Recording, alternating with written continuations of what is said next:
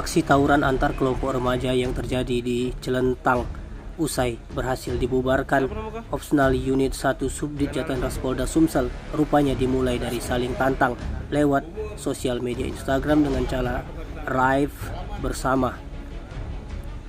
Tak ada motif serius dari aksi tawuran antar kelompok remaja yang berulang terjadi di kota Palembang. Mereka nekat melakukan aksi tawuran hanya untuk menambah jumlah pengikut pada akun Instagram sosial media kelompok mereka.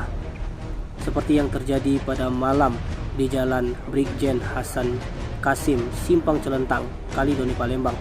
Segerombolan remaja yang hendak melakukan aksi tawuran berhasil dibubarkan Opsnal Unit 1 Subdit Jatanras Polda Sumsel usai melepaskan beberapa kali tembakan peringatan. 3 remaja berhasil ditangkap dari puluhan gerombolan remaja yang hendak melakukan aksi tawuran. Hal mengejutkan adalah polisi mengamankan 1 buah botol bom molotov yang sudah digunakan serta 2 bilah senjata tajam jenis parang dan 1 buah celurit dan 2 buah petasan.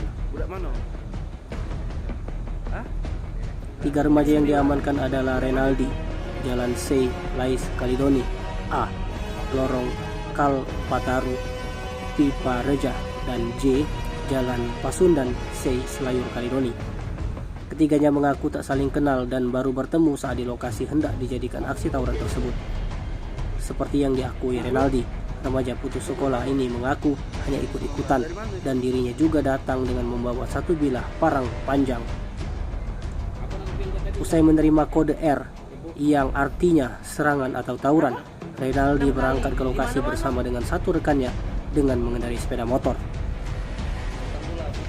Dia ditangkap Opsnal Unit 1 Jatanras Polda Sumsel saat mencoba kabur dari lokasi. Sementara Kasubdit Jatanras Polda Sumsel Kompol Agus Priandinika melalui Kanit 1 Kompol Willy Oscar menjelaskan bahwa pihaknya berhasil membubarkan aksi tawuran tersebut dengan mendapatkan pengaduan dari masyarakat melalui aplikasi bantuan polisi.